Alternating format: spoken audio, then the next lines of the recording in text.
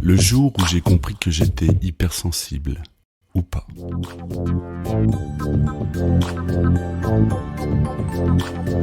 HS, c'est une série d'entretiens avec des gens comme vous et moi, qui un jour ont pointé du doigt certaines caractéristiques de la douance en nous. Se savoir comme tel, à quoi bon ? Se découvrir sous cette facette, est-ce suffisant ? Faut-il se faire tester au risque de perdre d'illusoires illusions ? Comment vit-on avant d'identifier ces signes ? Que se passe-t-il quand on a franchi le pas de passer le test qui prouverait qu'on est un haut potentiel ? Et que vit-on une fois qu'on sait qu'on l'est ? Ou pas ? Merci d'écouter HS, le podcast situé à l'intérieur d'un hypersensible. Ou pas ? Le mot hypersensible. Je trouve qu'il me va mieux. Enfin, il prend en compte plus d'éléments de ma personnalité et il n'est pas dépréciatif par rapport à très émotif qui peut être perçu comme péjoratif. Comment est-ce que ça se traduit chez toi ? À la fois, je pense que je perçois des choses que d'autres personnes ne perçoivent pas et je ne peux pas forcément le dire. J'ai beaucoup d'idées qui me traversent l'esprit et le côté émotionnel prend le pas sur beaucoup de choses. Je sais pas, quand je relis un texte, je peux pas m'empêcher de voir, de sentir, de me concentrer sur ce que ça me procure comme émotion. Je suis pas forcément à pleurer devant les films. En tout cas, je sais pas, quand je vois quelqu'un qui va pas bien, je perçois que ça va pas bien, même si la personne ne le dit pas. Et je sais pas dire ce qui se passe exactement en elle, mais en tout cas, je le sens. J'essaye de faire de pas le prendre pour moi, d'être responsable en fait de du fait qu'elle aille pas bien. Ouais, je vis les émotions de manière très très intense, quoi. À certains moments dans certains contextes, c'est pas forcément approprié d'être trop, voilà, notamment dans le cadre professionnel. Il faut être presque neutre, constant et ça, c'est pas toujours simple pour moi de mettre ce masque-là. C'est un masque que je mets. Qu'est-ce qui t'a fait dire ou te fait dire que tu serais ou que tu es hypersensible ? On va dire que je l'ai toujours été, j'ai toujours su que j'étais comme ça. C'est les autres qui ne le savaient pas ou qui ont désigné cette hypersensibilité comme quelque chose de négatif.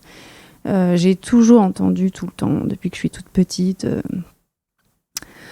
ça m'agace toujours, arrête de pleurer, pleure pas pour ça, c'est pas grave, voilà, ou tu te poses trop de questions, arrête de réfléchir, voilà. Ça, je l'ai entendu beaucoup, et il a fallu la rencontre avec un coach il y a 4 ans. Au tout début de la rencontre avec lui, il a suffi que je lui raconte ça et c'est lui qui a mis ce mot d'hypersensible ou d'autres choses derrière, d'associer mon fonctionnement pas que à de l'hypersensibilité, au fait que je réfléchisse beaucoup, que j'ai plein d'idées, que j'arrive pas forcément à faire le tri, à sortir une idée, genre le message essentiel à chaque fois. Non, ça déborde dans ma tête. Ouais, c'est grâce à lui et ouais, c'est quelque chose que j'ai découvert, que j'étais réellement comme ça et c'était pas forcément une tare d'avoir un cerveau qui réfléchit en escalier ou en arborescence, je sais pas comment on dit, mais et avec d'autres personnes qui me ressemblent, où je me rends compte que c'est pas trop mal d'être comme ça aussi. Qu'est-ce qui est facile pour toi dans la vie, justement, compte tenu de cette hypersensibilité ? Enfin, je trouve que les rencontres que je peux faire, elles sont... Quand je m'appuie sur cette qualité-là, sur ce fonctionnement-là, les rencontres sont vraies, les rencontres sont faciles, elles sont intenses, et elles me font du bien. Et puis ça me fait gagner du temps sur certaines choses. Je me rends compte qu'en fait, il y a des choses que je fais vite alors que je pensais que je les faisais comme les autres, en fait. Donc je les fais vite. Et si je me fie, et je me fie de plus en plus à mon intuition, ça me fait gagner du temps aussi sur les situations qui me conviendraient ou qui me conviendraient pas. Ça me fait gagner du temps sur les relations qui me conviennent ou qui me conviennent pas. J'essaye et j'y arrive pas toujours, mais ça va quand même mieux de me fier à cette intuition, et peu importe ce qu'on va dire autour de moi mais t'es sûr, il faut peut-être vérifier, voilà. En fait, j'ai souvent raison avec cette intuition, et ouais, voilà, ça me fait gagner du temps. Dans cette hypersensibilité, qu'est-ce qui est le plus difficile aujourd'hui encore à vivre pour toi ? C'est le fait de, comme je disais, de pleurer beaucoup. Là, je reviens d'un voyage professionnel où j'ai accompagné un groupe, et je me suis pris là pendant ce voyage un peu de plein fouet la difficulté des personnes du groupe, qui étaient en partie des personnes âgées, certaines malades, certaines seules, des femmes veuves. Chacun arrivait avec un sac à dos un peu chargé. Et voilà, ça va me faire pleurer. Ouais, ça m'a fichu un coup de me dire, ouais, je vais avoir 40 ans, c'est ça les 40 prochaines années. Ça m'a fichu un coup, et de me dire que en fait cette émotion-là, en fait je suis obligée de la garder pour moi. Je peux pas le dire professionnellement. Est-ce que tu as passé un test de douance ? Non, je n'ai pas passé de test de douance. Ça me taraude, et en même temps je me dis à quoi ça va servir. Je me pose la question de ce que j'en fais de cette hypersensibilité. Je me la pose aussi par rapport à ma fille, que je sens sous certains... Elle est différente de moi, mais il y a certaines choses où je trouve qu'elle fonctionne comme moi, dans ses émotions un peu à l'extrême, dans un enthousiasme débordant. Tout le monde me dit, elle est enthousiaste. Ah oui, ça, elle est enthousiaste. Mais je trouve ça... Bon, elle a l'âge aussi d'être enthousiaste, mais je pense qu'elle va pas perdre cette énergie-là. Donc oui, je me suis posé la question des tests. Après, il y a toujours cette crainte de qu'est-ce que je vais en faire de ce chiffre ? Je ne me réduis pas à un chiffre. J'ai toujours du mal à croire que je puisse être comme ça. Que je puisse être... Qui suis-je ? Que je puisse être... J'arrive jamais vraiment à me définir. On parle de zèbre ou être doué. Oui, j'ai des qualités, mais surdoué de quoi ? Il y a plein de choses sur lesquelles je me sens un peu handicapée, où j'ai pas les codes, où je voudrais faire les choses, les autres me disent mais fais les choses simplement. Oui, mais je sais pas comment on fait.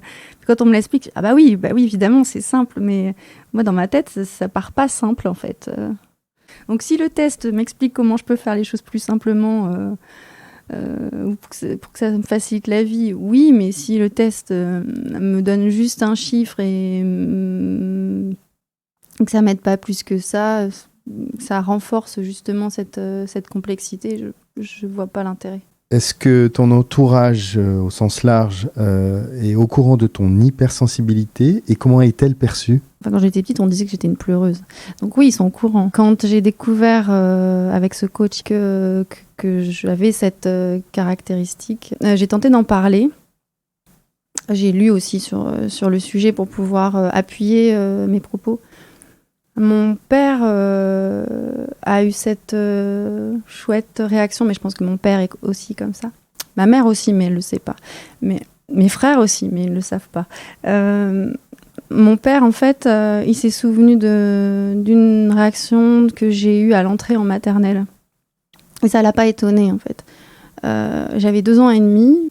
J'étais cette petite fille qui disait aux autres qui pleuraient parce que leur maman partait. Moi, je leur disais « Non, mais t'inquiète pas, hein, ta maman, elle va revenir ce soir. » J'avais 2 ans et demi. Cette capacité à analyser les choses et être empathique, déjà là. Être gentille aussi. Ça fait partie aussi du package. Je sais que c'est plus simple avec mon père de parler, même s'il mettrait pas ces mots-là, mais ouais, il sait. Pour ma mère, c'est plus complexe. Elle est dans autre chose. Peut-être qu'elle est une hypersensible qui se cache, qui ne le sait pas et qu'elle n'est peut-être pas prête à être confrontée à ça. Elle m'a dit il y a quelque temps que j'étais plus en avance qu'elle sur le chemin. Je trouve ça étonnant. Et après, dans les amis, il y en a à qui j'ai pu le dire tel que je le ressens, qui l'ont compris, et d'autres où je le dis pas. Et je me suis rendu compte aussi qu'en fait, j'en avais beaucoup des amis qui me ressemblaient sur ce point. J'ai une amie qui, elle, a été testée quand elle était adolescente. Et quand je commençais à lui en parler, elle dit « Bah oui, évidemment, bien sûr que t'es comme ça. » Et donc, dès que j'ai des questions où je sais plus où je suis, qui je suis, pourquoi, où vais-je, où cours-je, ben voilà. Je sais que je peux l'appeler et elle comprend ce mode de fonctionnement. Alors, quel enfant j'étais je pense que j'étais assez vive, toujours pleine d'idées, de projets, d'envie. J'ai le souvenir aussi que j'étais déjà très sensible, surtout à l'extérieur, à l'école ou à la musique, voilà, des moments comme ça dont je me souviens où cette hypersensibilité était on va dire mal perçue par les autres. On me demandait plutôt de la taire, surtout les larmes, de les essuyer. Dans la famille, donc, je suis l'aînée, j'ai 2 petits frères. Et je pense aussi que j'étais dans comme beaucoup d'aînés sûrement, dans une posture où il faut montrer l'exemple, bien faire les choses. En plus d'être une fille, il y a aussi, je sens de l'attente, des exigences peut-être un peu différentes vis-à-vis des garçons. Moi, je suis l'aînée de mes frères, mais je suis aussi l'aînée des cousins et des cousines.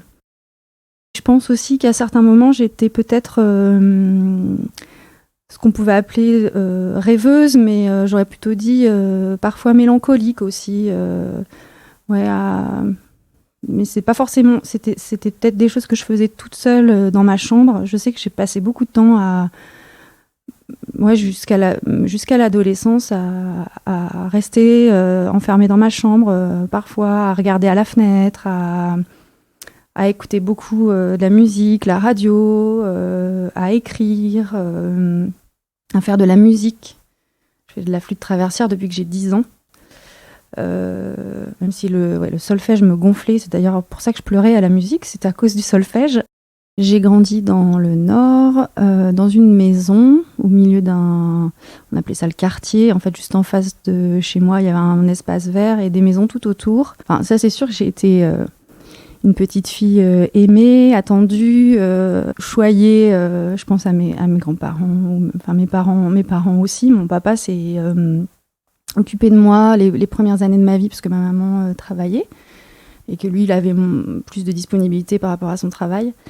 Et moi, je pense qu'ils ont toujours essayé d'être compréhensifs et justes. Après, sur mon hypersensibilité, je pense qu'ils ont fait avec, sans forcément la nommer. C'est maintenant que je me dis que peut-être, en n'étant pas au courant de comment je suis, suffisamment au courant de comment je suis, en n'ayant pas forcément mis des mots là-dessus, comprendre quels étaient peut-être mes besoins spécifiques, ça, c'est moins évident pour eux. Mais maintenant que je sais un peu plus identifier de quoi j'ai besoin par rapport à cette hypersensibilité, je me rends compte que c'est pas forcément c'est pas à eux ou c'est plus à eux qu'il faut que je retrouve que je puisse trouver du réconfort ou que je puisse trouver de l'écoute. C'est pas non, c'est pas possible pour eux parce que c'était pas dans leur paysage jusqu'ici. C'est difficile de mettre des mots là-dessus. J'avais commencé à envisager d'être journaliste déjà à peu près à l'âge de 15 ans. J'hésitais entre deux métiers. L'autre, c'était plutôt juge pour enfants. Et en terminale, je me souviens que je me suis dit, le droit, c'est trop droit, donc je vais pas aller par là. J'ai pas envie de bachoter, en fait. J'avais envie d'apprendre, de découvrir, mais de pas forcément tout emmagasiner dans ma mémoire. C'est pas ça qui m'intéressait.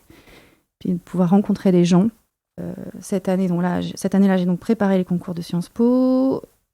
Au tout début de l'année, j'étais hyper concentrée. Je continuais à faire ce que je faisais jusque-là, être plutôt une bonne élève qui faisait bien ce qu'on lui disait.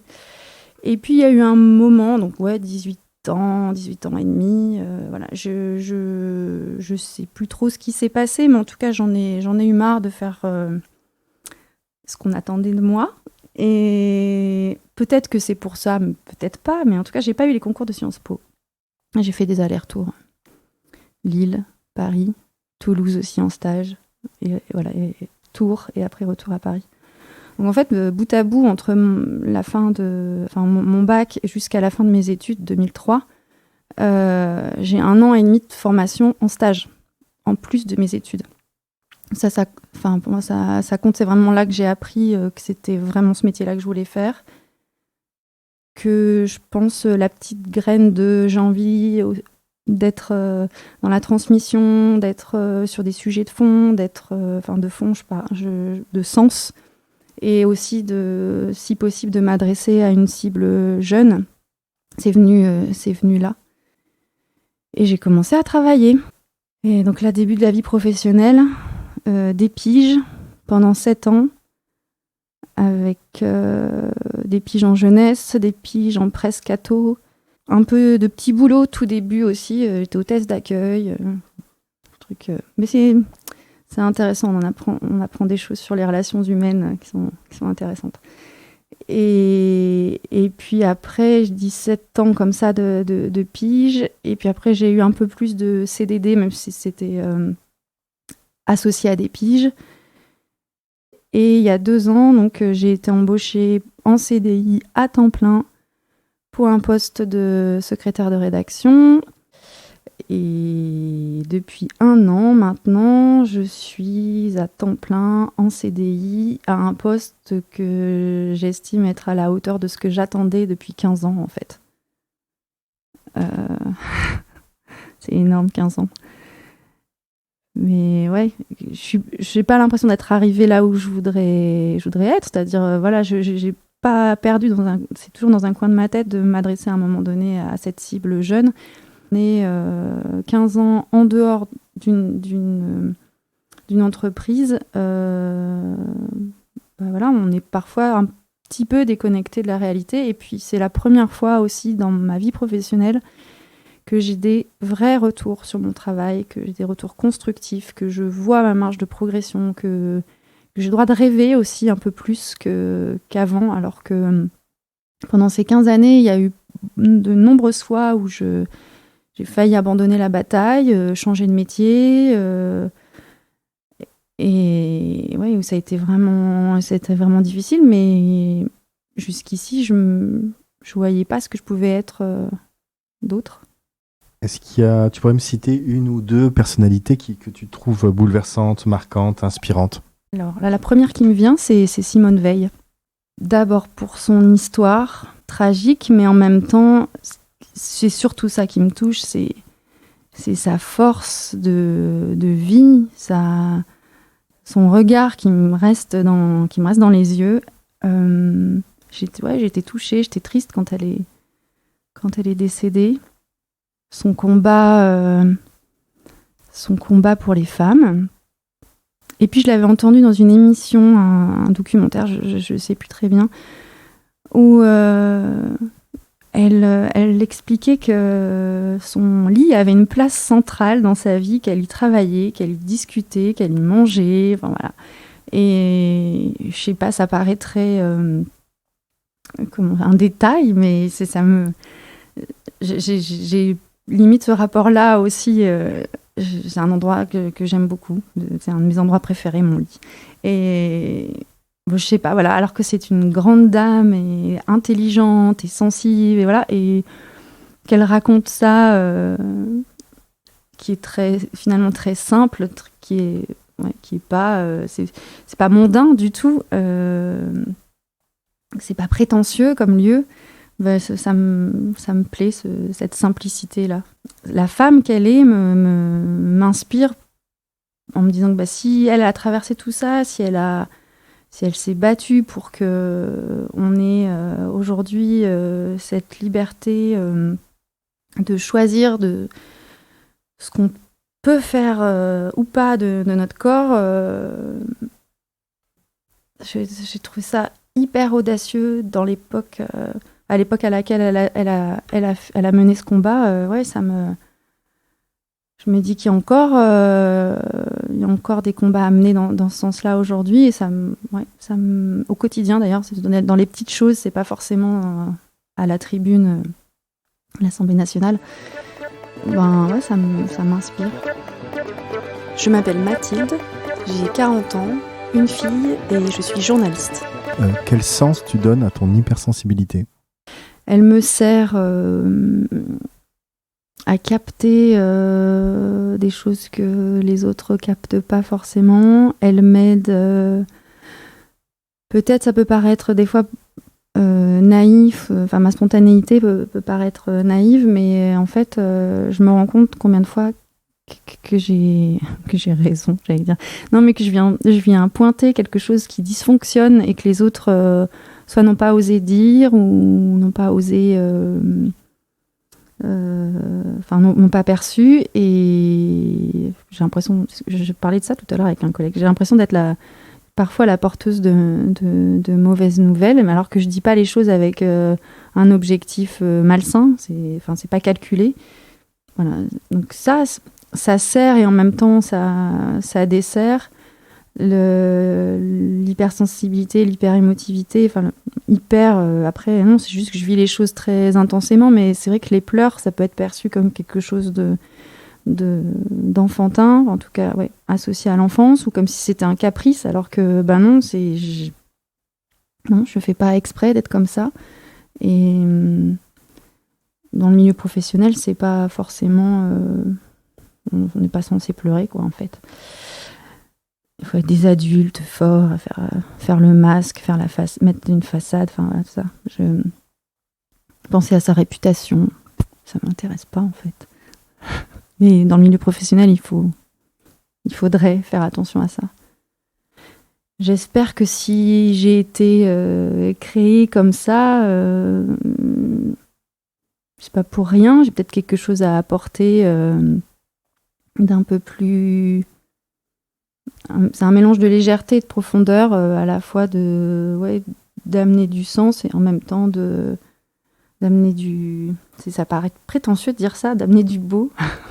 Dernièrement, je me suis définie, identifiée comme étant porteuse de douce force, qu'il y a de la force dans la douceur et que plus je cultive ça et plus je me rends service et plus j'ai l'impression que ça rend service aux autres. Peut-être à ça qu'elle sert mon hypersensibilité, à amener un peu plus de douceur, et que être doux, ça veut pas dire être mièvre, ça demande beaucoup d'efforts en fait. Et ça demande de lutter pas aller du côté obscur de la force, mais du côté doux de la force. Voilà, ça demande